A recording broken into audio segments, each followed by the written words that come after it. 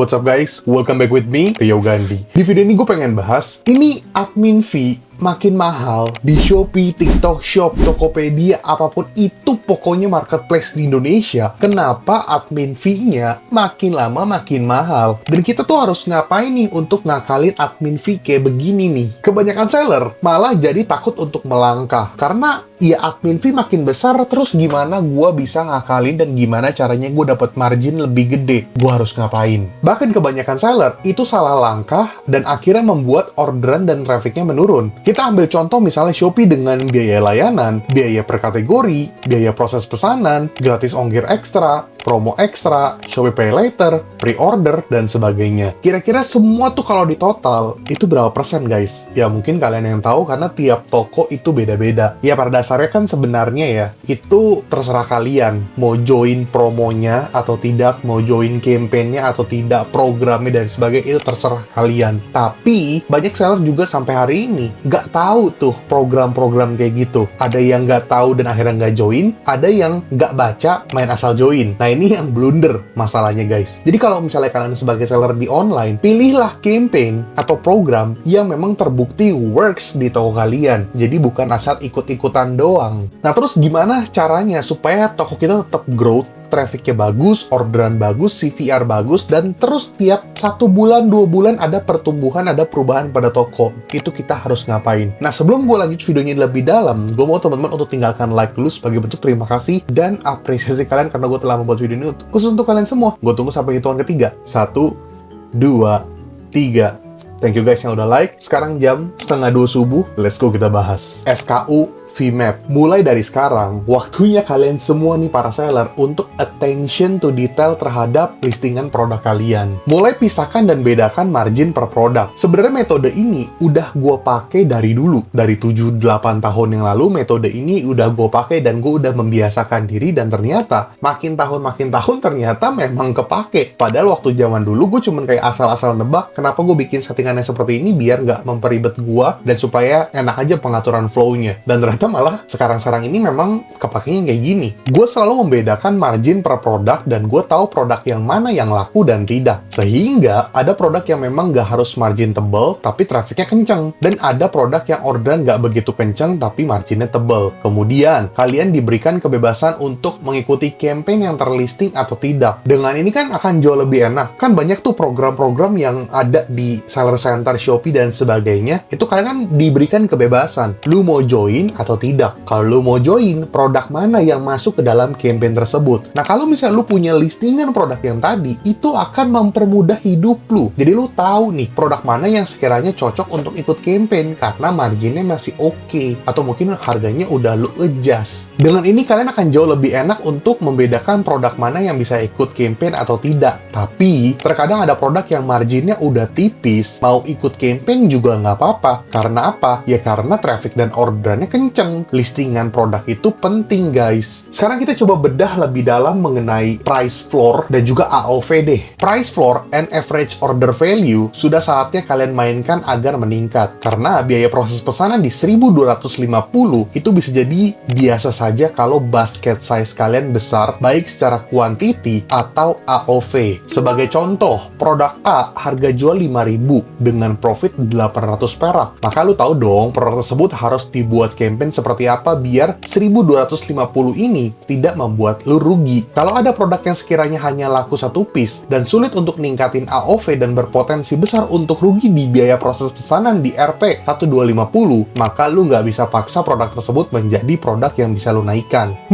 Cuman biasanya sih kalau gue perhatiin, produk yang harganya murah, terus profitnya tipis, biasanya sih ordernya gede ya. Secara kuantitinya gede, biasa pembeliannya maupun juga dibeli sama barang-barang yang lain. Cuma pasti adalah beberapa produk yang mungkin lu nggak tahu, memang profitnya udah tipis, harga jualnya rendah, lu masih paksa jual, ya terserah lu juga, asalkan memang traffic dan orderannya kencang. Cuman biasanya yang harga jual dan profitnya tipis itu rata-rata AOV dan quantity ordernya itu tinggi. Advertising is an accelerator, not a burden. Ini tuh lucu, gara-gara hal kayak gini, seller malah jadi pada takut iklan, atau malah jadi nge-hold iklan. Pokoknya serba takut deh. Padahal iklan itu tuh kan pendorong bisnis lu bro, bukan beban. Kenapa seller sekarang jadi merasa iklan itu beban. Iklan itu nggak beban. Iklan itu bikin order lu malah jadi naik, guys. Kenapa psikologi lu tuh berubah? Apa karena banyak fake edukator? Apa karena banyak orang-orang yang ngebuat konten yang nggak benar soal iklan? Sehingga kalian jadi penakut kayak begitu, guys. Iklan itu pendorong bisnis, bukan beban. Iklan bikin produk lu tetap eksis, tetap kencang orderan, bahkan bertumbuh. Bukan malah jadi beban yang bikin orderan lu sepi kok. Ini yang salah. Seller belakangan gue perhatiin malah jadi penakut. Kok lemah begitu, guys? Apakah karena kalian terbiasa untuk zaman dulu tidak ada biaya layanan? Jadi ketika ada biaya layanan, yang makin lama makin naik, kalian jadi terbebani. Ya, mau bagaimanapun ini platform, bro. Platform mereka juga butuh margin. Udah gitu ada namanya inflasi juga, guys. Jadi mau nggak mau semua sektor offline pun harganya naik. Lu pergi ke pasar, harganya juga pada naik. Kemarin gue beli ayam, harganya naik. Telur naik, cabai naik. Jadi itu udah hal yang biasa menurut gua. Lu juga boleh intip tuh toko-toko offline atau mungkin Shopee Mall, official store yang brand-brand dah pokoknya. Marginnya lebih gede, bro. Kita ngomongin toko offline deh, sewa ruko. Itu udah berapa duit? Dia harus nyewa 1 tahun, 2 tahun, atau bahkan lebih. Biaya listriknya udah pasti lebih gede. Kemudian IPL,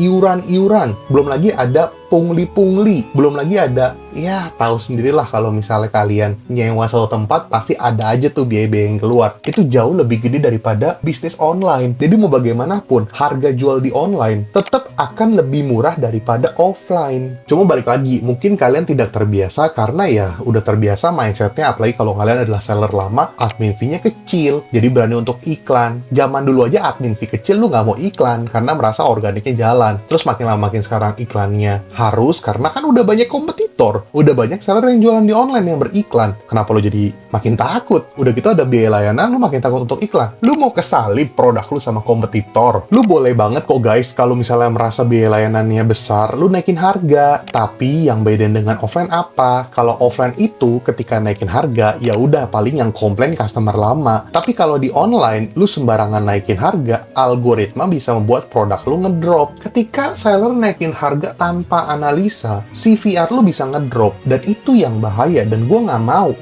Rio Gandhi tidak mau sampai orderan lu drop, CVR lu drop. Karena apa? Karena lu juga sendiri problemnya. Lu takut untuk iklan, lu hemat-hematin. Iklan itu kan pendorong bisnis ya, kenapa lu hemat-hematin? Gue juga bingung sih. Lu boleh untuk naikin harga secara pelan-pelan, terus lu lihat di harga berapa nih yang masih kenceng orderannya, atau naikin bertahap deh, jangan langsung semua produk, dikit-dikit dulu aja. Paling simple juga boleh pakai metode kayak gini. Lu bisa lihat produk ini. Seller ini jual dengan judul handuk wajah set 5 piece motif polos halus handuk souvenir dengan harga 23 ribuan. Seller ini cukup pintar. Dia bermain di judul souvenir. Souvenir udah pasti punya different market daripada lu jual produk handuk tanpa kalimat souvenir. Dia main di bundling 5 piece sehingga marketnya terbentuk nih. Ada yang beli-beli memang untuk souvenir. Padahal kalau lu tahu produk ini harganya satuan berapa duit, aduh bro, marginnya ada ini seller. Karena barang ini tuh banyak yang jual di per piece, tapi dia jual paket 5 piece terus dibikin namanya souvenir. Akhirnya kenceng orderannya. Makanya tiap seller itu punya cara mainnya masing-masing, dan tiap seller pasti bisa nemu kok kalau lu kagak males. Rio Gandhi sendiri ngebuat YouTube channel ini bertujuan untuk sharing ke kalian. Karena gue pemain di lapangan. Gue udah coba berbagai kategori. Sampai hari ini pun gue handle banyak kategori toko.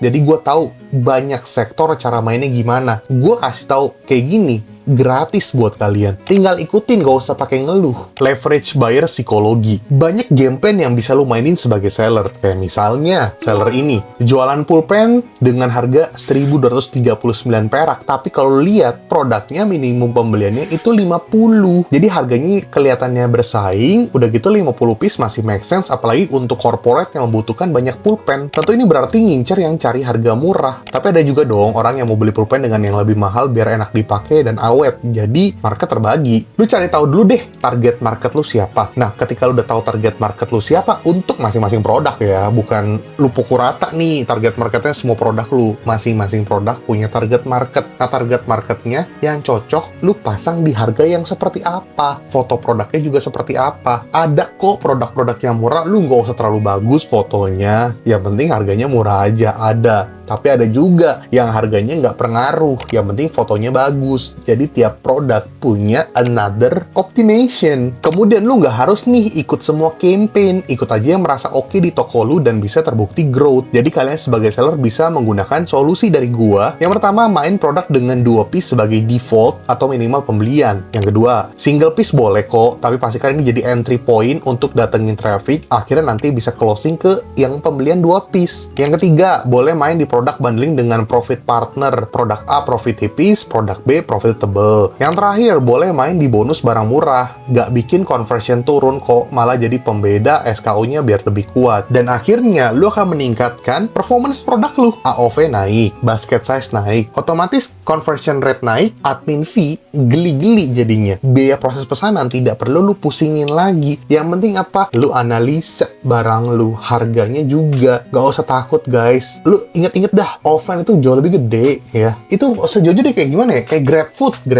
GoFood, itu juga gede-gede biaya proses aplikasinya untuk yang masak-masak. Tapi apakah banyak yang tetap jualan dan orderannya banyak? GrabFood, GoFood? Banyak. Tergantung makanya cara marketing kalian tuh kayak gimana. Gue pengen kasih tau kalian fakta pahit, tapi kayaknya terlalu pahit.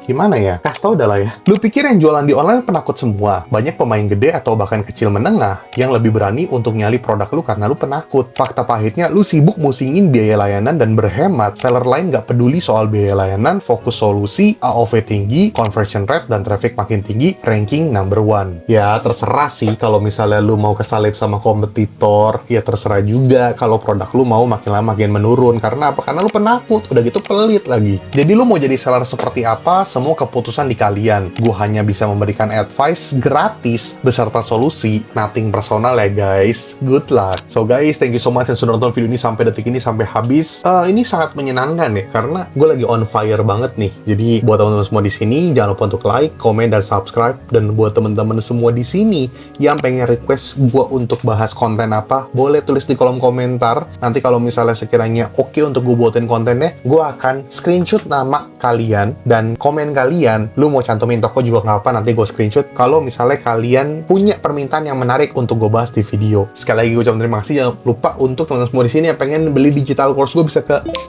link di bawah sini. Dan untuk semua teman-teman di sini yang pengen gue urus tokonya, gue handle iklannya, gue bikinin strategi marketing, gue analisa tokonya, kita as a partner, ya lu bisa hubungi ke nomor di bawah ini. Nomor tersebut hanya untuk kebutuhan jasa gue saja, dan mohon maaf kalau dibalasnya cukup lama karena yang chat cukup banyak. Ya, kalian sabar aja dan boleh dicat lagi, nggak usah marah-marah, santai aja, Rio Gandhi nggak kemana-mana. Dan good luck. Jangan lupa untuk like dan nonton video-video yang lain. Oh iya, jangan lupa untuk follow Instagram gue karena gue udah lumayan aktif untuk ngeposting di Instagram. Lumayan kan? Kita jadi bisa saling kenal. Karena gue lumayan hafal loh guys. Followers gue yang sering komen itu gue lumayan hafal nama-namanya. Jadi, mari kita berinteraksi. Rio Gandhi, peace out.